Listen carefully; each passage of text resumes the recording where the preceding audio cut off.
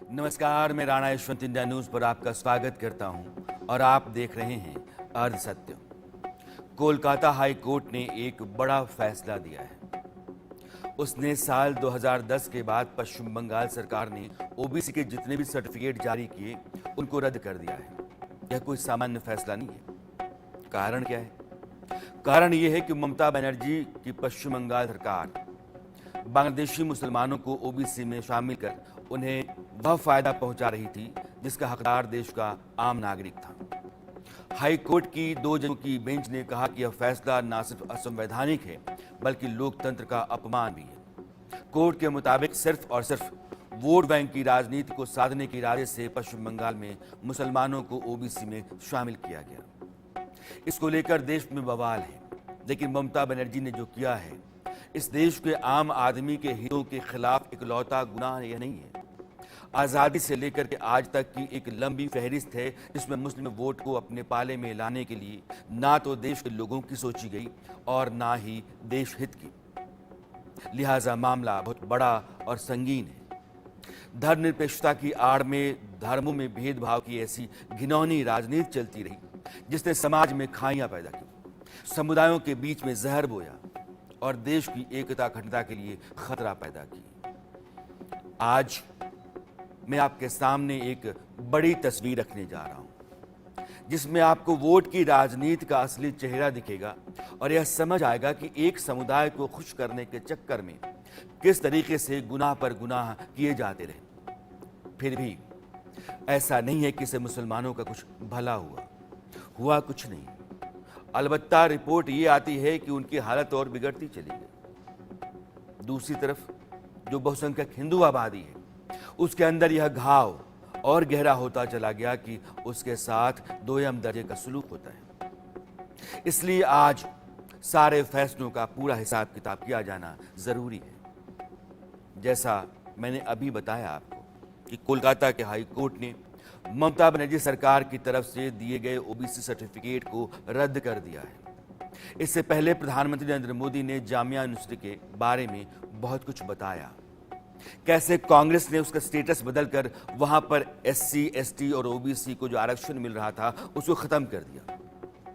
उससे भी बहुत पहले से अलीगढ़ मुस्लिम विश्वविद्यालय के अल्पसंख्यक संस्थान वाले दर्जे को लेकर लंबा विवाद चल रहा है और भी बहुत कुछ। मसलन वक्फ बोर्ड क्यों बनाया गया, आखिर इसकी जरूरत क्यों आन पड़ी। ठीक ऐसे ही यह भी जानना लाजमी हो जाता है कि अल्पसंख्यक आयोग की जरूरत इस देश में क्यों पैदा की गई। यह तो धर्मनिरपेक्ष देश है, सबको बराबर का हक है, सबके बराबर दायित्व हैं, सबके बराबर अधिकार हैं। फिर मदरसों की इतनी अहमियत क्यों दी गई? साइंटिफिक एजुकेशन की रेस में मदरसे कहां खड़ा होते हैं? क्या मुस्लिम बच्चों के भविष्य को कुंद करने की कोशिश नहीं की गई? और मैं तो कहता हूं कि साजिश की गई। सच्चर कमेटी का गठन कांग्रेस ने क्यों किया? अगर आपने आयोग बना ही दिया तो उसकी रिपोर्ट आने के बाद सही मायनों में मुसलमानों की स्थिति ठीक करने के लिए आपने कोई ठोस काम किया क्या? अगर नहीं तो फिर एक और बड़ा सवाल है। बहुत सारे मसले हैं आज अरसत में, हम बारी बारी से इन सब पर बात करेंगे, इसलिए आज बने रहिएगा।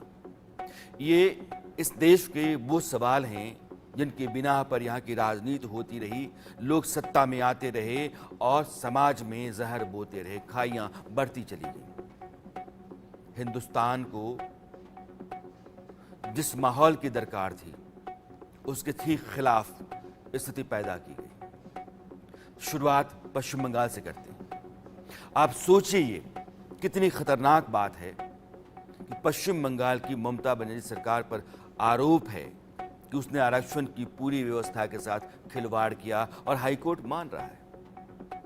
राज्य में ओबीसी तबके के लिए जो आरक्षण की व्यवस्था थी, जो जातियां ओबीसी के दर्जे में आती थीं, उनके भीतर अलग अलग कैटेगरीज बना करके बांग्लादेशी घुसपैठियों को जगह दी गई। एक तरह से देश के लोगों के हितों की हत्या है। भारत के पिछड़े वर्ग के नागरिकों का जो हक था उसे छीना गया, उसे गलत यानी कि अवैध तरीके से मुसलमानों में बांटा गया। ये आज की बात नहीं है और मैं हिंदू मुसलमान नहीं कर रहा हूं, क्योंकि एक धर्म विशेष के लोगों को आप उसी तरीके से संबोधित करेंगे जैसे हिंदू कहेंगे, सिख कहेंगे, ईसाई कहेंगे। लेकिन अलग अलग धर्मों में बटे भारत के नागरिकों के साथ जो अलग अलग बर्ताव होता रहा, प्राथमिकताएं कहीं और जाती रहीं, दो अहम दर्जे का सलूक कहीं और होता रहा, और कहा गया कि देश धर्मनिरपेक्ष है। यह धर्मनिरपेक्षता के ऊपर, लोकतंत्र के ऊपर, गंगा जमनी तहजीब के ऊपर बड़ा सवाल है, उसका अपमान है। 2011 से ही यह खेल चल रहा था। पश्चिम बंगाल की सत्ता संभालने के बाद से ही ममता बनर्जी ने आरक्षण की संवैधानिक व्यवस्था के साथ छेड़छाड़ शुरू कर दी, क्योंकि उन्होंने चुनावों के दौरान कहा था कि अगर मैं आ गई तो आप लोगों के इन हितों का ख्याल मैं रखूंगी। आप देखिए कोलकाता हाई कोर्ट क्या कह रहा है। 22 मई को कलकत्ता हाई कोर्ट ने पश्चिम बंगाल में 2010 के बाद जारी सभी बैकवर्ड क्लास यानी कि ओबीसी सर्टिफिकेट रद्द करने के आदेश दिए। जस्टिस तपोव्रत चक्रवर्ती और राजशेखर मंथर की यानी कि 2 जजों की बेंच ने कहा कि 2011 से प्रशासन ने किसी नियम का पालन किए बगैर ओबीसी सर्टिफिकेट जारी किए। बेंच ने यहां तक कहा कि इस तरह से ओबीसी सर्टिफिकेट देना असंवैधानिक है। पिछड़ा वर्ग आयोग की कोई भी सलाह माने बगैर सर्टिफिकेट जारी किए गए, इसलिए इन सभी सर्टिफिकेट को अमान्य किया जाता है। हाईकोर्ट ने इतनी राहत जरूर दी कि यह आदेश उन लोगों पर लागू नहीं होगा जिन्हें पहले नौकरी मिल चुकी है या 2010 की जो सीमा है जिसके बाद से ओबीसी सर्टिफिकेट जारी किए गए, उससे पहले से जो लोग इस कैटेगरी में आते हैं, उसका फायदा उठा रहे हैं, उनको मिलेगा, उनके ऊपर कोई खतरा नहीं। कोर्ट ने आगे निर्देश दिया है कि पश्चिम बंगाल पिछड़ा वर्ग आयोग अधिनियम 1993 के आधार पर ओबीसी की नई सूची तैयार की जाए। हाईकोर्ट के इस फैसले ने ममता सरकार को बेनकाब कर दिया है। फैसले के बाद लगभग 5 लाख सर्टिफिकेट रद्द होने वाले हैं, यानी कि 5 लाख लोगों को सर्टिफिकेट बांटे गए और उन्होंने ओबीसी के दायरे में जो 5 लाख लोग आते उनका हक मार करके और अपने को वहां खड़ा कर लिया, फायदा उनका उसने खुद ले लिया। अब आप सोचिए कितने बड़े लेवल पर यह खेल खेला गया। और तो और अब जब सब कुछ खुलकर सामने आ गया है तो ममता बनर्जी कह रही हैं कि वो हाई कोर्ट का फैसला मानेंगी नहीं मानते। কোর্টের সবাই খারাপ নয়, আমি কোর্টকে সম্মান করি, কিন্তু যে ব্যক্তি এই রায় দিয়েছে যে ওবিসি রিজার্ভেশন থেকে মুসলিমদের বাদ দিতে হবে, আমি তাদের রায় মানি না, আমি মানব না। ওবিসি রিজার্ভেশন চলবে, এর জন্য উচ্চতর কোর্টে যেতে হলে যাব। गलत तरीके से दी गई हजारों नौकरियों को कोर्ट रद्द करता है तो कहती है नहीं मानेंगे। गलत तरीके से ओबीसी सर्टिफिकेट दिया गया जिसका फायदा गलत लोगों ने उठाया, हाई कोर्ट कहता है कि रद्द हो गया तो कहती है कि नहीं मानेंगे। फिर लोकतांत्रिक मर्यादा क्या है, संस्थाएं लोकतंत्र की क्या है, उनका मान क्या है, उनका महत्व क्या है, या फिर आपका महत्व क्या है। ममता बनर्जी, उनके इस बयान ने चुनावी माहौल को गरमा दिया है। प्रधानमंत्री नरेंद्र मोदी ने तो पहले से ही तुष्टीकरण पर मोर्चा खोला हुआ है। अब जब कोलकाता हाई कोर्ट का फैसला आ गया तो वो मामला ममता बनर्जी के सामने आ गया है और नरेंद्र मोदी सवाल करने लगे। बंगाल की हाई कोर्ट का जजमेंट आया है और बंगाल में भी इंडी जमात का एससी, एसटी, ओबीसी के आरक्षण के खिलाफ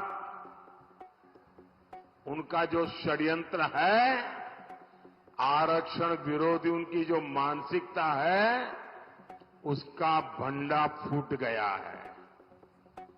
बंगाल में इन लोगों ने क्या किया? बंगाल में इन लोगों ने मुसलमानों को रातों रात ओबीसी के सर्टिफिकेट दे दिया था। जो आरक्षण ओबीसी को मिलना चाहिए वो सारा का सारा मुसलमानों को, और वो भी घुसपैठियों में बांटा जा रहा था। हाई कोर्ट ने बंगाल में पिछले 10-12 साल में मुसलमानों को दिए सारे ओबीसी सर्टिफिकेट रद्द कर दिए। अब आप देखिए, कोर्ट न होती तो क्या होता। ये पिछड़े समाज के लोग करते क्या, ये मेरे दलित भाई बहन क्या करते हैं, ये मेरे आदिवासी भाई बहन क्या करते हैं। लेकिन साथियों, आप ये इंडी जमात वालों की मानसिकता देखिए। बंगाल की सीएम ने घोषणा कर दी है कि वो हाईकोर्ट का फैसला नहीं मानेगी। हर एससी, हर एसटी, हर ओबीसी को भरोसा देने आया हूं, जब तक मोदी जिंदा है कोई माई का लाल, दलित का, आदिवासी का, पिछड़ों का आरक्षण छीन नहीं सकता है।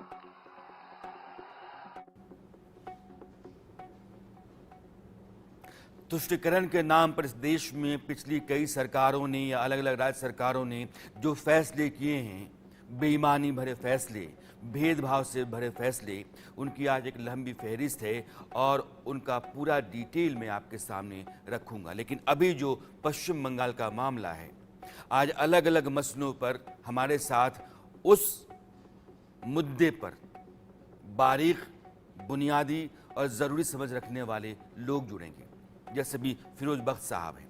आप वाइस चांसलर रहे हैं मौलाना आज़ाद यूनिवर्सिटी के। फिरोज साहब, इंडिया न्यूज़ पर मैं आपका स्वागत करता हूं। और ये जो मसला है पश्चिम बंगाल का कि बांग्लादेश से आए हुए घुसपैठियों को आपने ओबीसी के दायरे में ला करके उनको वो फ़ायदा दिया जो हमारे देश के नागरिकों को ओबीसी के दायरे में मिलना चाहिए था, यानी कि हकमारी है या हक की हत्या है। और मुख्यमंत्री कहती हैं कि हाईकोर्ट के इस फैसले को मैं नहीं मानती हूं। ये कैसी राजनीति है? जी, आप तो बहुत चीज़ें आपने क्लियर कर दी। आपने मुझसे सवाल ये पूछा है कि वेस्ट बंगाल में जो कुछ हो रहा है और ये जो चिल्ला चिल्ला कर ये कह रही हैं वहाँ की जो चीफ मिनिस्टर हैं कि भाई ये मैं तो कोर्ट का फैसला नहीं मानती। ममता बनर्जी अगर कोर्ट का फैसला नहीं मानती, ठीक है, हिंदुस्तान आज़ाद मुल्क है, वो जा सकती है सुप्रीम कोर्ट में, इसको चैलेंज करते हैं। वहाँ हो सकता है कि सुप्रीम कोर्ट इस उनके हक में फैसला दे दे, लेकिन उनका ये कहना कि जी मैं ये इसको नहीं मानती, इसके पीछे कुछ उनको समझनी चाहिए बातें।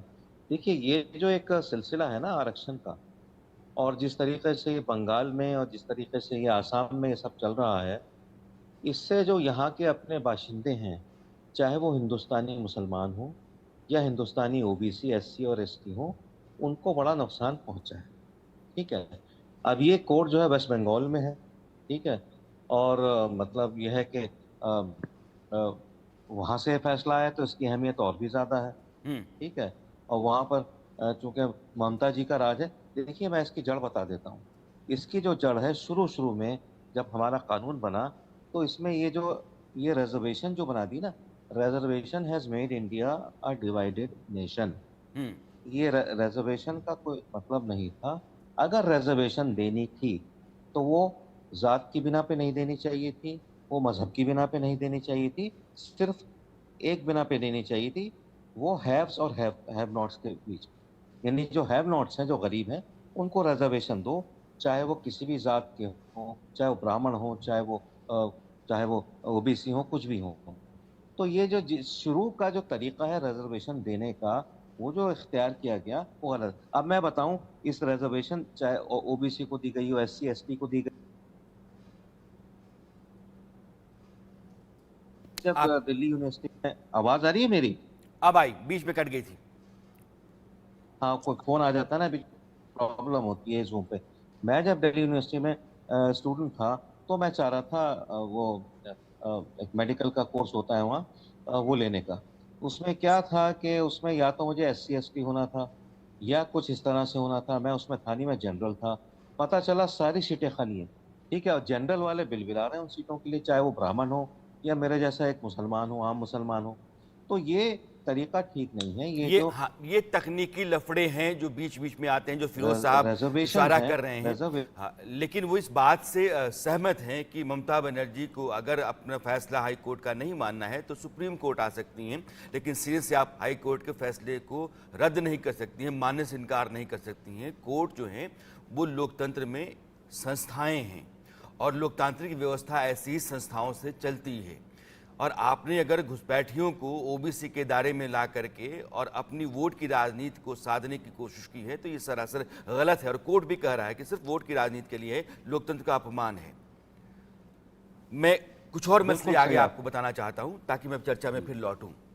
प्रधानमंत्री नरेंद्र मोदी इस चुनाव में मुस्लिम अपीजमेंट, जो तुष्टीकरण कहते हैं, उसको लेकर के काफी मुखर हैं। वो देश के मुसलमानों की बात नहीं कर रहे हैं।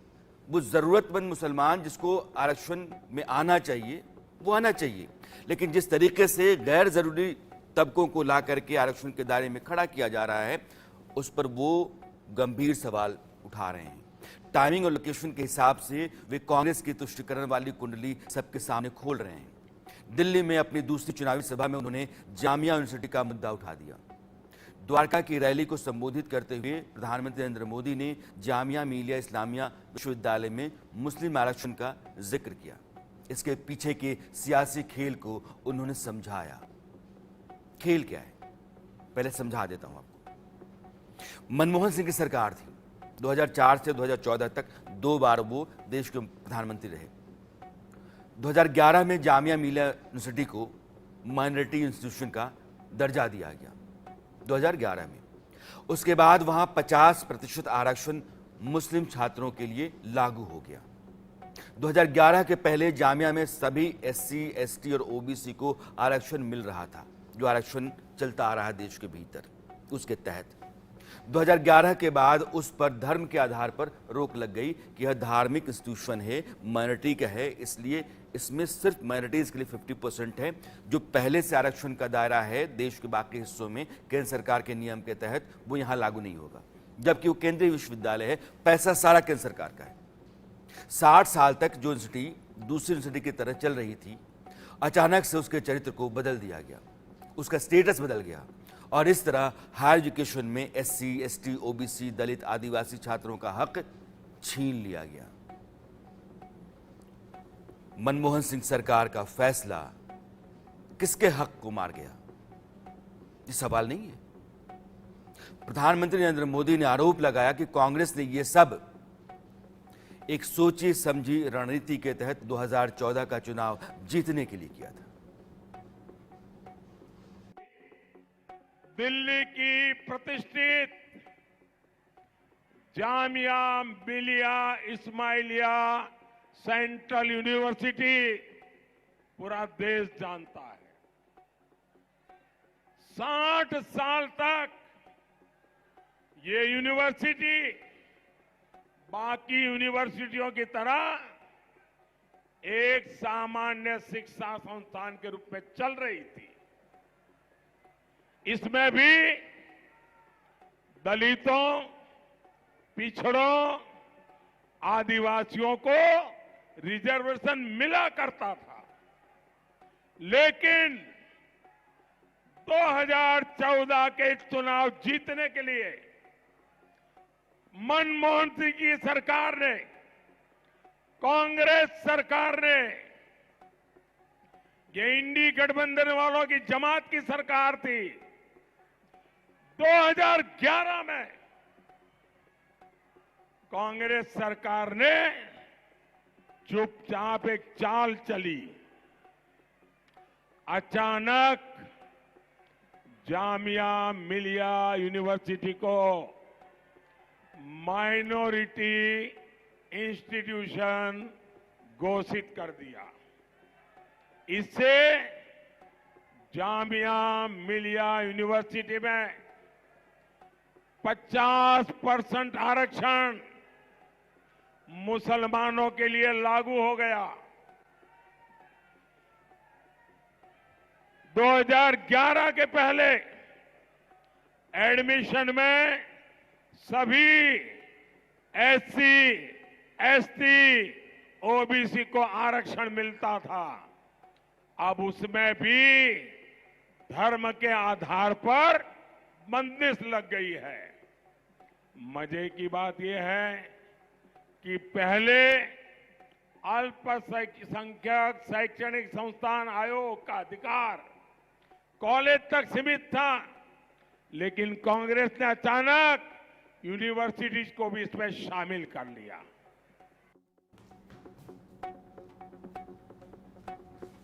अगर आपका देश धर्मनिरपेक्ष है, सरकार अपने फैसलों में भेदभाव नहीं करेगी, तो फिर धर्म के आधार पर इंस्टीट्यूशंस खड़ा करके जो हक बाकी छात्रों का था, संविधान में जो व्यवस्था थी आरक्षण की, उसको रद्द कर दिया।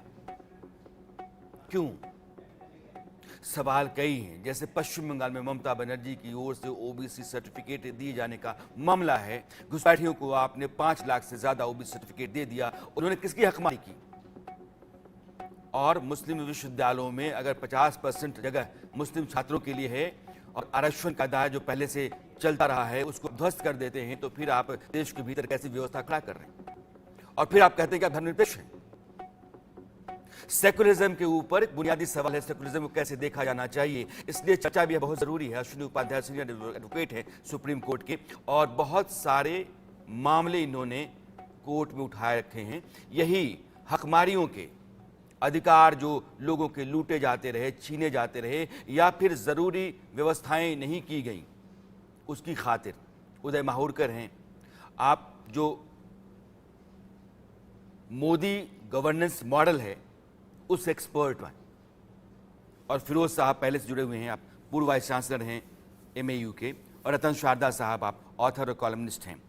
अश्विनी उपाध्याय जी, पहला सवाल मेरा आपसे है, यह जो एएमयू का, जामिया मिलिया का सवाल प्रधानमंत्री उठा रहे हैं, संविधान में जो व्यवस्थाएं हैं और इस तरीके जो इंस्टीट्यूशंस हैं, इनमें टकराव कहाँ है, और फिर धर्मनिरपेक्षता जो है वो कहाँ आकर खड़ा होती है?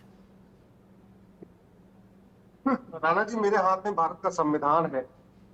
भारत के संविधान में न तो कहीं माइनॉरिटी कमीशन होना चाहिए, इसकी व्यवस्था है, न माइनॉरिटी अफेयर मिनिस्ट्री होनी चाहिए, इसकी व्यवस्था है, न माइनॉरिटी यूनिवर्सिटी होनी चाहिए, इसकी व्यवस्था है, न माइनॉरिटी कॉलेज की व्यवस्था। आर्टिकल 30 में माइनॉरिटीज को अपना स्कूल खोलने का अधिकार दिया हुआ है। सरकार को नहीं कहा है कि सरकार टैक्स पेयर का पैसा ले, एक यूनिवर्सिटी खोले और उसको माइनॉरिटी यूनिवर्सिटी घोषित कर दे, या सरकार किसी बनी बनाई कॉलेज को या किसी बने बनाई यूनिवर्सिटी को जहां पे टैक्स पेयर के पैसे से सैलरी, पेंशन, वेतन भत्ता आता है, उसको माइनॉरिटी यूनिवर्सिटी घोषित कर दे। दूसरी बात, माइनॉरिटी कौन है ये आज तक डिफाइन नहीं किया गया। मैंने 1992 का माइनॉरिटी कमीशन एक्ट चैलेंज किया हुआ है, और 2004 का माइनॉरिटी एजुकेशन इंस्टीट्यूशन एक्ट, जो यूपीए 1 में शपथ लेते ही पहला काम सोनिया गांधी जी ने किया था, माइनॉरिटी एजुकेशन एक्ट, उसको भी चैलेंज किया हुआ है। दोनों ही कानून को मैंने सुप्रीम कोर्ट में चैलेंज किया, मैटर पेंडिंग है। मैं बार बार कहता हूं, जब भारत में सेकुलर शब्द आ गया तो फिर ये माइनॉरिटी मेजॉरिटी क्यों? जब सबको इक्वल राइट है फिर माइनॉरिटी मेजॉरिटी क्यों? और माइनॉरिटी का दर्जा देना भी है तो किसको? क्या उस कम्युनिटी को माइनॉरिटी का दर्जा दिया जा सकता है जिसने 5 साल यहाँ पे भारत में शासन किया? क्या उस कम्युनिटी को माइनॉरिटी का दर्जा दिया जा सकता है जिस 20 से 25 करोड़ जिसकी जनसंख्या हो चुकी है? यहाँ हमारा जो मांग यही है, जो हमने सुप्रीम कोर्ट में कहा है, ये कानून पूरी तरीके से मनमानी तरीके से बनाए गए हैं। Minority education act, minority commission act, ये जो दोनों कमीशन चल रहे हैं और जो मिनिस्ट्री चल रही है, पूरी तरीके से संविधान की धज्जियां उड़ा रही है। और मुझे पूरा भरोसा है, अब तो माननीय प्रधानमंत्री जी ने खुल के इसको कह भी दिया है। अदरवाइज वैसे भी, अब आपको मैं एक एग्जांपल बताता हूं, 1916 में बना बीएचयू और 1920 में बना एएमयू। बीएचयू 4 साल पहले बना था एएमयू के, और वो सबके लिए खुला हुआ है। लेकिन 4 साल के बाद जो एएमयू बना, उसको इंदिरा जी ने 1984 में उसको माइनॉरिटी यूनिवर्सिटी घोषित कर बहुत दिया। बढ़िया। मैं एक बाद मिनट में अब रोकना चाहता हूं। इस एएमयू के बारे में अश्विनी उपाध्याय ने कुछ मूल प्रश्न उठाए हैं और देश के लोगों को इन प्रश्नों से दो चार होना चाहिए। इनका जो जवाब है, जिस तरीके से हमारे शो में हमारे एक्सपर्ट्स दे रहे हैं, उनके साथ अपने आप को जोड़ करके सोचना समझना चाहिए कि देश की सरकारों ने देश के नागरिकों के साथ और यहाँ की लोकतांत्रिक व्यवस्था के साथ, धर्मनिरपेक्षता के साथ कैसा खिलवाड़ किया है, घिनौना भद्दा मजाक किया है। कांग्रेस का ये खेल पुराना है। माइनॉरिटी इंस्टीट्यूशंस के नाम पर अलीगढ़ मुस्लिम विश्वविद्यालय, इसका जिक्र भी अश्विनी जी कर रहे थे, उसके साथ जो कुछ किया गया उसे आप समझ लीजिए। एएमयू के अल्पसंख्यक दर्जे की वैधता के मामले में सुप्रीम कोर्ट में सुनवाई चल रही है, जो अभी अश्विनी जी कह रहे हैं। 7 जजों की पीठ इस मामले पर माथापच्ची कर रही है। केंद्र सरकार कह रही है कि अलीगढ़ मुस्लिम यूनिवर्सिटी एक राष्ट्रीय संस्थान है, न कि अल्पसंख्यक संस्थान, जबकि एएमयू अड़ा हुआ है कि उसका अल्पसंख्यक संस्थान का दर्जा बना रहना चाहिए। इन सबके बीच दलित पिछड़े बुद्धिजीवियों का एक बड़ा तबका मांग कर रहा है कि एएमयू की तरह के जितने भी अल्पसंख्यक संस्थानों का दर्जा है उनको ख़त्म किया जाना चाहिए, क्योंकि इसकी वजह से एससी, एसटी, ओबीसी तबके को जो आरक्षण मिलना चाहिए वो नहीं मिल पा रहा है और उनकी ये हकमारियाँ हैं। जामिया की तरह एएमयू में भी पेच फंसा हुआ है और इसके लिए भी कांग्रेस जाहिर तौर पर जिम्मेदार है। विवाद शुरू होता है साल 1967 में सुप्रीम कोर्ट के एक फैसले से। अजीज बादशाह केस में सुप्रीम कोर्ट ने एएमयू के अल्पसंख्यक दर्जे को नहीं माना। सुप्रीम कोर्ट ने कहा कि एएमयू अल्पसंख्यक दर्जे का संस्थान होने का दावा नहीं कर सकता। सुप्रीम कोर्ट के फैसले के बाद पूरे देश में मुसलमानों ने विरोध प्रदर्शन शुरू किया, जिसके बाद उस समय की प्रधानमंत्री इंदिरा गांधी ने एएमयू अधिनियम में एक संशोधन करवाया। उस संशोधन के तहत अल्पसंख्यक दर्जे को बहाल किया गया, जिसे 2005 में इलाहाबाद हाई कोर्ट ने गैर संवैधानिक बता दिया। एएमयू ने मेडिकल एजुकेशन में 50% सीटें मुस्लिम छात्रों के लिए आरक्षित कर रखी हैं, जिसे इलाहाबाद हाई कोर्ट ने खारिज कर दिया था। 2006 में मामला फिर सुप्रीम कोर्ट पहुंचा। हाई कोर्ट के फैसले को चुनौती देने के लिए 8 याचिकाएं दाखिल हुई, जिनमें एक याचिका मनमोहन सिंह सरकार की भी थी और उसे 2014 में नरेंद्र मोदी की सरकार ने वापस ले लिया। जामिया की तरह एएमयू में पहले से ही यह सब चल रहा है। तो ये जो एजुकेशनल इंस्टीट्यूशंस हैं, जिसमें देश के छात्रों को पढ़ने का हक हासिल है, वो हमारे आपके पैसे से चलने वाले संस्थान हैं। वहाँ एक तबके को आपने पूरी छूट दी और जिनका अधिकार बनता था आरक्षण के तहत वहाँ तक पहुँच करके पढ़ाई करने का, ताकि वो अपना शैक्षणिक, आर्थिक, सामाजिक स्थिति को सुधार पाएं, उनको आपने बेदखल कर दिया। इसलिए अश्विनी उपाध्याय अपनी बात रख रहे थे। मैं चाहूंगा अश्विनी जी अब आगे चलिए आप, ताकि मैं बाकी मेहमानों के पास भी जाऊं। देखिए, पहली बात तो ये जो माइनॉरिटी मेजॉरिटी का सिस्टम है, इसको संविधान को अच्छी तरीके से मैं चाहूंगा कि लोग समझ लें। आर्टिकल 31 में स्कूल खोलने का अधिकार दिया हुआ है, लेकिन संविधान में कहीं माइनॉरिटी डिफाइन नहीं किया गया। ये सरकार की ड्यूटी है सबसे पहले वो माइनॉरिटी को डिफाइन कर दे। यूएन की जो डिफिनीशन है वो यूएन कहता है एनी ग्रुप और community which is socially, economically, politically non dominant and inferior in population. Inferior in population मतलब संख्या जिसकी नगण्य हो। इसका मतलब ये हुआ कि भाई 0.1% है, 0.2% है, उसका उद्देश्य ये होता है कि भैया उसको प्रोटेक्शन दे दो, ऐसा ना वो खत्म हो जाए। उसको जिंदा रखने के लिए, उस कम्युनिटी को जिंदा रखने के लिए उसको अपने स्कूल वगैरह खोलने का अधिकार दिया जाता है। जहां भारत में मुस्लिम्स जो बाकायदा डोमिनेंट है, जो लगभग 200 जिलों में पूरी तरीके से मेजॉरिटी में पहुंचने वाले हैं। भारत में 800 जिले हैं, 800 जिलों में से 200 जिलों में मुस्लिम्स डोमिनेंट हैं।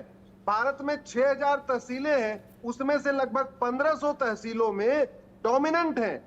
विधानसभा का इलेक्शन कौन जीतेगा कौन हारेगा वो तय करते हैं। लोकसभा कौन जीतेगा कौन हारेगा वो तय करते हैं। पार्षद प्रधान कौन बनेगा कौन हारेगा ये तय करते हैं। तो जो पॉलिटिकली डोमिनेंट है, सोशली भी डोमिनेंट है क्योंकि 5 साल राज किया है, इकोनॉमिकली भी ठीक है, उसको माइनॉरिटी का दर्जा नहीं मिलना चाहिए। इसलिए मेरा ये मानना है सबसे पहले माइनॉरिटी को डिफाइन करने की जरूरत है, माइनॉरिटी को आइडेंटिफाई करने की गाइडलाइन बनाने की जरूरत है। और संसद इसी तरह के सवालों का जवाब ढूंढने के लिए हमारे देश में है कि जो देश के सामने चुनौतियां हैं, उसके तरक्की के रास्ते में जो अड़चने हैं, उन अड़चनों को कैसे संवैधानिक तरीके से दूर किया जाना चाहिए। और अश्विनी उपाध्याय भी जो सवाल उठा रहे हैं वो भी संसद के सामने, सरकार के सामने होना चाहिए और होगा भी।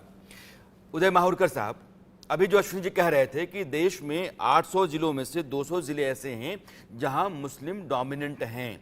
देश का मुसलमान है, नागरिक है। लेकिन जब भारत में घुसपैठी आते हैं दूसरे देशों से, तो डेमोग्राफिक जो चेंजेस आते हैं, इम्बैलेंसेस खड़ा होते हैं। असम, पश्चिम बंगाल, बिहार, उत्तर प्रदेश, ये कुछ ऐसे राज्य हैं जिनके सीमावर्ती जिले भयानक डेमोग्राफिक इम्बैलेंस का शिकार हो रहे हैं और स्थितियां विकट हो सकती हैं। दुनिया में कुछ ऐसे देश रहे हैं जिन देशों में इसी तरह के डेमोग्राफिक जो चेंजेस आए, उन्होंने देश का बंटवारा कर दिया। सूडान आपके सामने एक बड़ा उदाहरण भी है।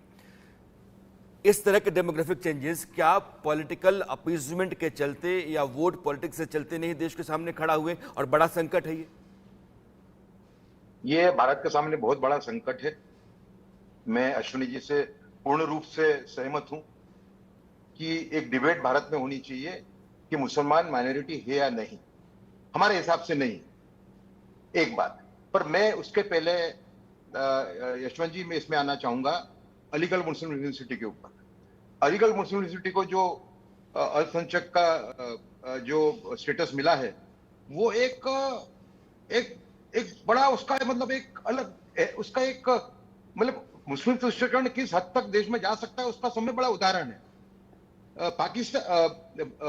पाकिस्तान मूवमेंट जब चल रहा था तब मोहम्मद अली जिन्ना ने यह कहा था कि Aligarh Muslim University is the arsenal of Pakistan. Arsenal word use किया था। तो आप देखिए कि जिस जगह से पाकिस्तान का जन्म हुआ, पूरी एक्टिविटी 40s के अंदर पूरी एक्टिविटी अलीगढ़ से चल रही थी। और उसको इन्होंने मतलब कितना बड़ा मतलब धोखा है हिंदुओं के साथ और देश के साथ कांग्रेस के द्वारा। इसका सबसे बड़ा उदाहरण है minority status to Aligarh Muslim University ji. तो इस पे और एक राष्ट्रीय बहस होनी चाहिए। मेरा ऐसा मानना है कि ये मुद्दा सिर्फ इलेक्शन तक सीमित रहना चाहिए।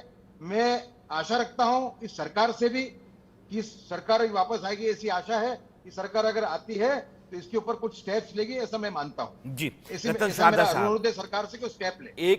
एक गंभीर बहस में हम हैं आज की तारीख में। ममता बनर्जी की सरकार कहती है कोलकाता हाई कोर्ट का फैसला मैं नहीं मानती हूं, जो फैसला कहता है कि 2010 के बाद से ओबीसी के जो 5 लाख से ज़्यादा सर्टिफिकेट बांटे गए वो रद्द किए जाते हैं क्योंकि वो गलत तरीके से बांटे गए, घुसपैठियों को दिए गए। एएमयू, जामिया मिलिया जैसी यूनिवर्सिटी जो हैं एजुकेशन इंस्टीट्यूशंस, उनको जिस तरीके से खड़ा किया गया और उसके बाद ओबीसी, एससी, एसटी को आरक्षण का जो उनका अधिकार था उसको रद्द किया गया। यह जो अपीजमेंट की पॉलिसी चलती रही, उसने देश में ज़रूरतमंद लोगों को बेदखल किया और समाज के भीतर एक खाई पैदा की। और फिर कहते हैं हम कि हम सेकुलर कंट्री हैं।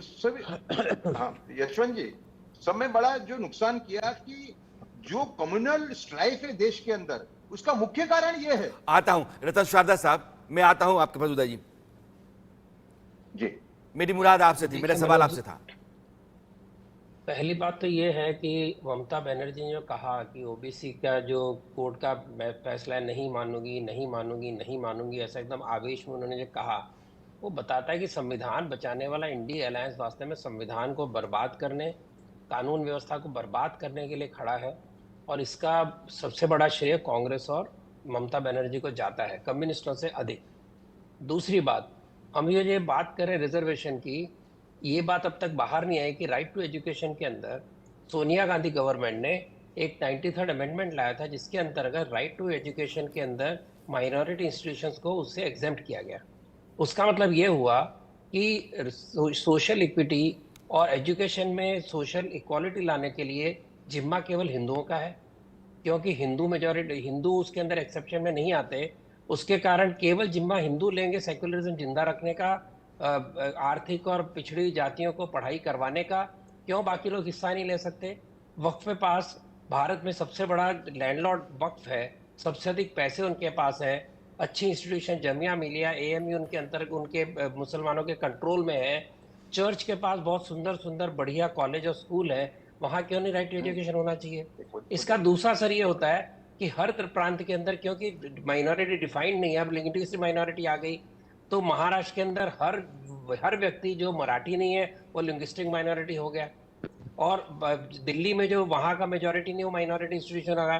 तो आप एक तरफ कहते हैं हिंदू मेजॉरिटी है, दूसरी तरफ उसको बार बार अलग अलग तरीकों से माइनॉरिटी में बांटकर आप इस माइनॉरिटिज्म को इतना बढ़ावा दे रहे हो कि एजुकेशन के अंदर किसी भी प्रकार का न्याय मिलना मुश्किल है। तो क्या ये न्यायोचित होगा? और आगे अगर हम देखें कि जहाँ तक सेक्युलरिज्म की बात है, 1947 के पार्टीशन के बाद यहाँ से जो हिंदू पाकिस्तान से छोड़कर आए या वहां से भगाए गए, उनकी संपत्तियां तुरंत यहाँ से जाने में मुसलमानों को मिल गई। लेकिन जो मुसलमान यहाँ से छोड़ के जा रहे थे, उनको आवाजें दे दे के पंडित नेहरू ने वापस बुलाया। जो प्रताड़ित हिंदू वहां से आए थे, जिनकी माँ बहनों का पता नहीं कहाँ गई, बच्चे कहाँ गए पता नहीं, उनको मकानों से खींच खींच के निकाला गया, मस्जिद से निकाला गया और मुसलमानों को वापस बुलाया गया। बात यह नहीं कि मुसलमानों को बुलाया गया, अपने आप को सेक्युलर सिद्ध करने के लिए क्या हिंदुओं ने बलि दी थी?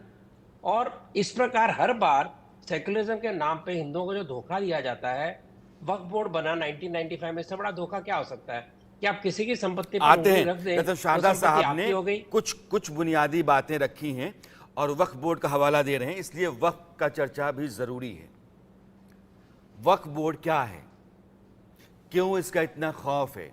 हमारे अश्विनी उपाध्याय भी वक्फ बोर्ड का जिक्र कर रहे थे, रतन शारदा साहब कर रहे हैं। इसको समझना जरूरी है। हिंदुस्तान में सत्ता की सियासत ने इस्लाम के ठेकेदारों को खुश करने के लिए कुछ ऐसे काम किए जिसने एक अराजक और भ्रष्टाचार से भरी व्यवस्था खड़ी की। इसका सबसे बड़ा उदाहरण है वक्फ बोर्ड, यानी इस्लामी संपत्तियों की देखरेख करने वाली संस्था।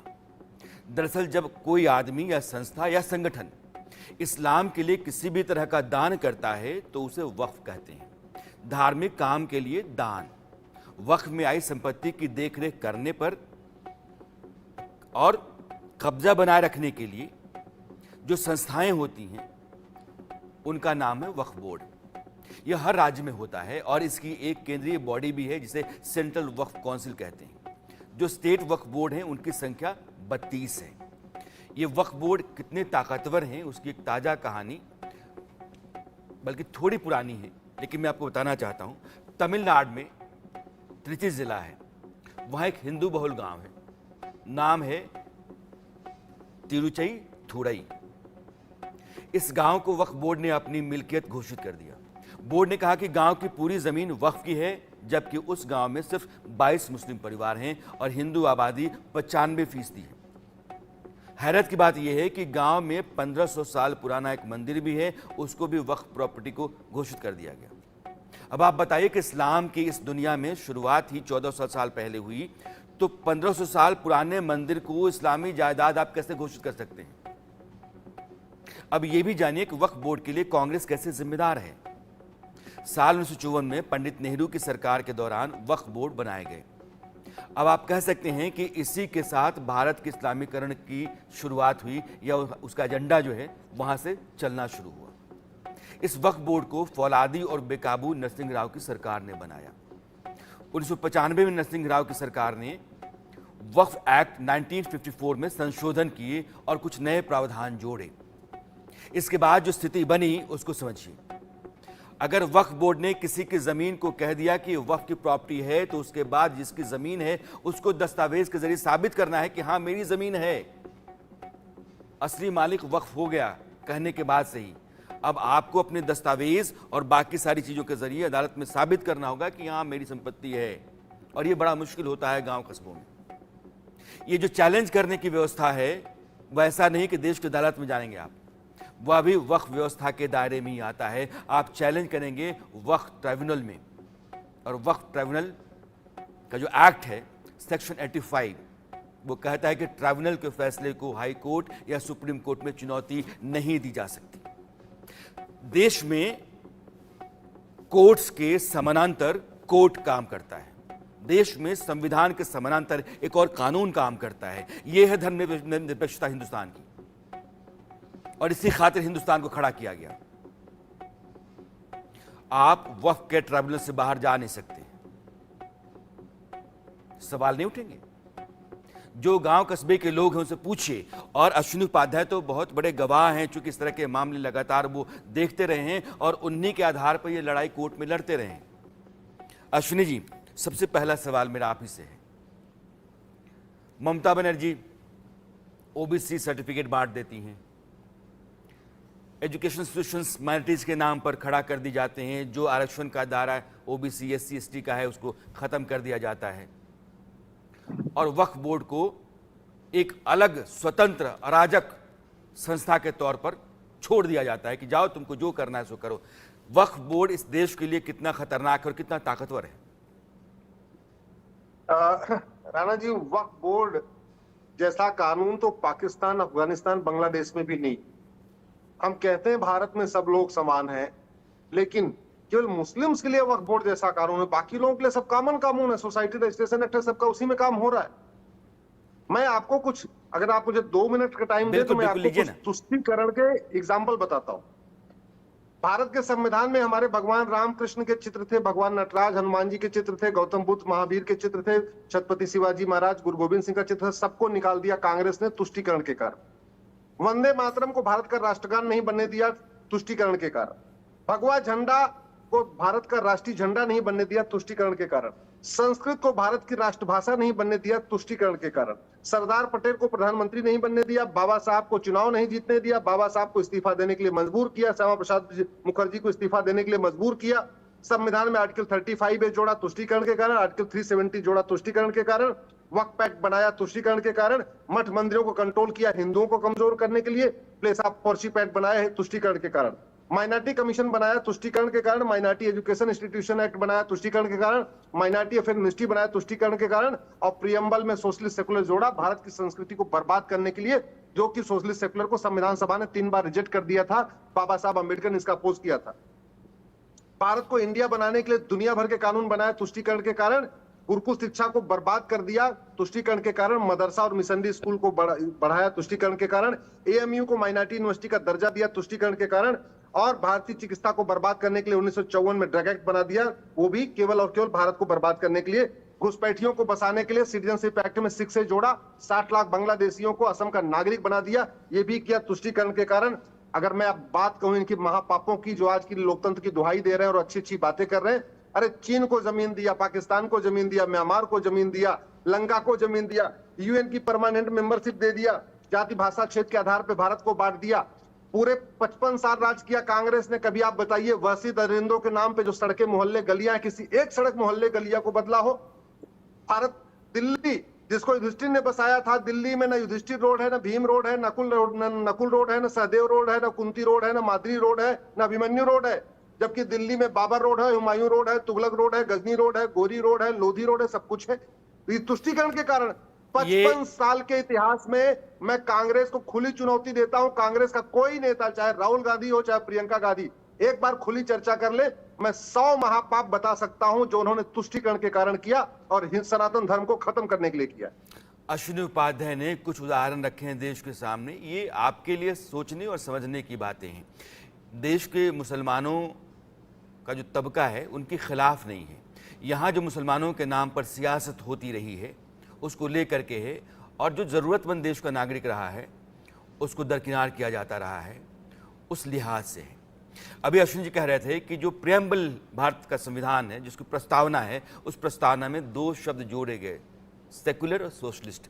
हमारा प्रियम्बल कहता है कि we the people of India having solemnly resolved to constitute India into sovereign socialist secular democratic republic. तो सोशलिस्ट और सेकुलर, ये 2 शब्द 1976 में इंदिरा गांधी ने जोड़े, तब जब देश में आपातकाल चल रहा था, संसद की मंजूरी के साथ नहीं था। तो यह जो असंवैधानिक तरीके से सेकुलर शब्द जोड़ा गया, सोशलिस्ट जोड़ा गया, उसको क्यों नहीं निकाला जाना चाहिए, जबकि भारत सेकुलर कंट्री का जो चरित्र उसका है वो पहले से है। यह जो खेल होता है यह गलत है। मैं फिरोज भाई के पास आना चाहता हूँ। ये वक्फ का सवाल लेकर के और बहुत सारे और सवाल लेकर के अश्विनी जी आए थे, लेकिन मैं ये आपसे जानना चाहता हूँ कि अभी तक अल्पसंख्यक के नाम पर मुस्लिम तबके को जो सहूलियत दी जाती रही तथाकथित तौर पर, और कहा जाता रहा कि उसकी बेहतरी के लिए किया जाता रहा है, वो सामाजिक, शैक्षणिक, आर्थिक तौर पर मजबूत हो ताकि देश की मुख्य धारा में जुड़े, तो फिर सच्चर कमेटी की रिपोर्ट कहती है कि मुसलमानों की हालत तो बहुत ही खराब है, दलितों और पिछड़ों से भी खराब है। तो फिर 70 साल में उन नीतियों का क्या हुआ? देखिए यशवंत जी, एक बहुत अपने कायदे का बहुत सेंसिटिव सवाल मुझसे पूछा है। अश्वनी भाई ने सारी चीज़ों को बहुत कायदे से जो है रखा है और बहुत से केसेस का जिक्र किया है। उन्हीं की बात को मैं आगे बढ़ाता हूँ। देखिए क्या है, एक तो यह है कि मुसलमान माइनॉरिटी नहीं है यहाँ। देश के जो प्रथम शिक्षा मंत्री थे मौलाना अबुल कलाम आज़ाद, उन्होंने मुसलमानों को कभी माइनॉरिटी नहीं समझा, सेकंड मेजॉरिटी कहा करते थे, जो कि वो आज हैं। ठीक है। और दूसरी बात ये मुझे ठीक लगी बिल्कुल अश्वनी की, कि उन्होंने कहा कि जब सेकुलर हैं तो भाई ये मेजॉरिटी माइनॉरिटी रिजर्वेशन ये बेस्ड ऑन रिलीजन क्या मतलब है? देखिए ये जो सब होता चला आ रहा है ना 65-70 साल से, ये जो तुष्टीकरण जो हो रहा है, अपीसमेंट जो हो रहा है, अपीसमेंट गलत है, सशक्तिकरण होना चाहिए था। कांग्रेस ने क्या किया, मुस्लिम वोट बैंक को हथियाने के लिए उन्होंने मुस्लिम मोहल्लों में क्या है, बजाय इसके कि स्कूल खोलते, क्रीड़ांगन खोलते, स्टेडियम खोलते, डिस्पेंसरीज हॉस्पिटल्स खोलते, अच्छे कॉलेज खोलते, लड़कियों को ट्रेनिंग देने की संस्थाएं खोलते, ये सब तो उन्होंने किया नहीं। ठीक है। और रिजर्वेशन ये फला दी नहीं रिजर्वेशन। और बिल्कुल आपने सही बात कही कि ये जो भीख का प्याला मुसलमानों के हाथ में दिया रिजर्वेशन, ये अगर कोई देता भी है, 9% रिजर्वेशन दी थी इन्होंने, के रहमान खान ने, कोई कोर्ट में चला गया, कैंसिल हो गई, क्योंकि हिंदुस्तान का जो कानून है दुनिया का सबसे बड़ा कानून है, रिटन कानून है, और इससे बड़ा कानून कोई नहीं है। ठीक है। इसमें कुछ कमियां हैं, अश्वनी साहब कमियों को निकालने की कोशिश कर रहे हैं, लेकिन मैं एक बात यहाँ ये जोड़ना चाहूँगा, बहुत ज़रूरी बात है, कि कांग्रेस ने मुसलमानों का भला तो कुछ किया नहीं। ठीक है। तुष्टीकरण के नाम में, ठीक है, वोट बैंक के नाम में उनके लिए कुछ नहीं किया। कभी उर्दू का छलावा देते रहे उनको, कभी किसी चीज़ का छलावा देते रहे, और दिया क्या हाथ में, भीख का प्याला दिया रिजर्वेशन का, फला कमीशन, श्री कृष्णा कमीशन दे दिया, और जो आपको अब जो रिपोर्ट का जिक्र कर रहे थे, जस्टिस सच्चर कमेटी रिपोर्ट, वो दे दिया। अब मैं आता हूं एक बड़ी, और एक सेकंड बस मुझे 2 सेकंड एक बड़ी जरूरी बात कहना चाहता हूँ। एक दफा जब ये नए वजीर आजम बने थे मोदी जी, इनके घर पे कुछ पतंग बेचने वाले गए, 90% उसमें मुसलमान थे। उन्होंने कहा वजीर आजम हमारा धंधा सही नहीं चल रहा है, हमारी मदद कीजिए। उन्होंने उन पतंग वालों को, पतंग साज जो थे, उनको 50 करोड़ का जो है पैसे उसमें बांटे। वो चाहते वजीर आजम कह सकते थे कि मैंने मुसलमानों को जो है एड दी, उनकी मदद करी, लेकिन ये जो सरकार है, ये सरकार तुष्टीकरण नहीं, सशक्तिकरण की नीति में विश्वास रखती है। और जब ये कहते हैं कि सबका साथ, सबका विकास, सबका विश्वास, सबका प्रयास, तो उसमें सड़क बनती है सभी के लिए, हिंदू मुस्लिम सिख ईसाई पारसी सबके लिए बनती है। और अगर ये जो गांवों में जो मकान दिए हैं, ज्यादातर बेनिफिट मुसलमानों को हुआ है, सबसे गरीब वही है। मैं अब समय की थोड़ी कमी है, लेकिन अपनी बात फिरोज साहब ने अपनी बात रखी है कि संतुष्टिकरण और तुष्टिकरण में अंतर है। नरेंद्र मोदी की सरकार जिस रास्ते पे चल रही, जो गरीब है, चाहे किसी भी जात, पंथ, संप्रदाय, समुदाय का हो, उसको ज़रूरत है, इसलिए उसको समर्थन दिया जाना चाहिए, उसको मदद दी जानी चाहिए, सरकारी योजनाओं का फ़ायदा, आरक्षण का फ़ायदा मिलना चाहिए। 2 मिनट बचा हुआ है। लास्ट कॉमेंट उदय माहुरकर जी और रतन शारदा जी। उदय जी पहले आपसे। मैं मेरे पहले वाली बात दोहराऊंगा कि मुसलमान माइनॉरिटी है कि नहीं, इसके ऊपर एक राष्ट्रीय बहस होनी चाहिए। क्योंकि जैसे फिरोज जी ने कहा कि अबुल कलाम आजाद भी उसको सेकंड मेजोरिटी कहते थे, माइनॉरिटी नहीं कहते थे। तो ये बहुत बड़ा छलावा है देश के साथ में, हिंदुओं के साथ में, भारत के कॉन्स्टिट्यूशन के साथ में। तो एक डिबेट होनी चाहिए वेदर मुस्लिम्स आर माइनॉरिटी और नॉट। ठीक है, रतन शारदा साहब। देखिए, मैं इसी बात को आगे लेके जाऊंगा। मुसलमान भारत के अंदर, दुनिया के अंदर तीसरे नंबर की पॉपुलेशन भारत में है। उसका मतलब आपको याद होगा कि बहुत साल पहले फखरुद्दीन अली अहमद एक मुस्लिम विश्व मंच के ऊपर, ओपेक ऐसा नाम था, मुझे पूरा तुरंत याद नहीं आ रहा, जिसके अंदर इस्लामिक देश के नाते वो उसमें शामिल हुए थे इंदिरा गांधी जी के समय। तो ये इस प्रकार की जो धारणा है कि जहाँ पर लगातार उनकी आबादी बढ़ रही है, बाकी देशों में घट रही है, और दुनिया में जिनका नंबर 3 है, जिनको हर प्रकार के प्रोटेक्शन को माइनॉरिटी कैसे बोलेंगे, और माइनॉरिटी का सवाल आता है, देखिए आपको इक्विटी चाहिए, आपको सोशल इक्विटी चाहिए, लेकिन आप रिजर्वेशन नहीं देंगे अलीगढ़ यूनिवर्सिटी में SC ST को, आप जामिया में नहीं देंगे, उसको निकाल देंगे, तो ये तो फिर सेक्युलरिज्म कैसा हुआ? आप वक्फ बोर्ड को पूरी छूट देंगे, उसको न्यायालय का दर्जा देंगे, चर्च को पूरी छूट देंगे, उसमें दखल नहीं करेंगे, लेकिन हिंदू टेम्पल्स के अंदर दखल करेंगे, उसके पुजारी को कर्मचारी की तरह ट्रीट करेंगे, उसके पैसे सेक्युलर उपयोग के लिए, मतलब सरकारी काम के लिए उपयोग करेंगे, उसके लिए मदरसे और चर्च को भी पैसे देंगे, तो ये सेक्युलरिज्म कैसा हुआ? तो जी। प्रश्न ये है कि सेक्युलरिज्म आपको मानना है तो सबके लिए एक कानून हो, सबके लिए एक प्रकार की सुविधा हो। अगर आप सेक्युलरिज्म नहीं मानते तो फिर आप जैसा भी करें आप करें, लेकिन आप तो सेक्युलरिज्म की दुहाई देते हैं, जबकि हमारे भारत के अंदर हम सभी धर्मों सभी पंथों की इज्जत करते हैं, सभी के लिए सुविधा करते हैं। तो जो डबल गेम चल रहा है हिपोक्रेसी का, इसका शुरू से जैसे मैंने कहा पार्टीशन से लेकर ये हर दोहरा कदम पे रवैया है आपको कोई ना सरकारों कोई का। मिलेगा ही आपको। प्रधानमंत्री का इंटरव्यू हमने 2 दिन पहले किया था, तो उन्होंने ये कहा कि सेकुलरिज्म क्या है, हर गरीब को अगर योजनाओं का फायदा मिल रहा है, ये सेकुलरिज्म है, ये सामाजिक न्याय है। लेकिन अलग अलग खांचों में बांट करके अपने वोट बैंक और उसके हित को साधने के लिए अगर आप नीतियां बनाते हैं और नीतियों में आप देश समाज को बांटते हैं, तो सेकुलरिज्म का मजाक है, लोकतंत्र का अपमान है। यह चर्चा यहीं रोकनी है क्योंकि समय आगे जाने की इजाज़त नहीं दे रहा है। आप सभी चारों मेहमानों का बहुत बहुत धन्यवाद अपनी बात रखने के लिए और हमें समय देने के लिए। अरसत में आज इतना ही। मेरी आपकी मुलाकात कल फिर होती है, तब तक के लिए दीजिए विदा। नमस्कार।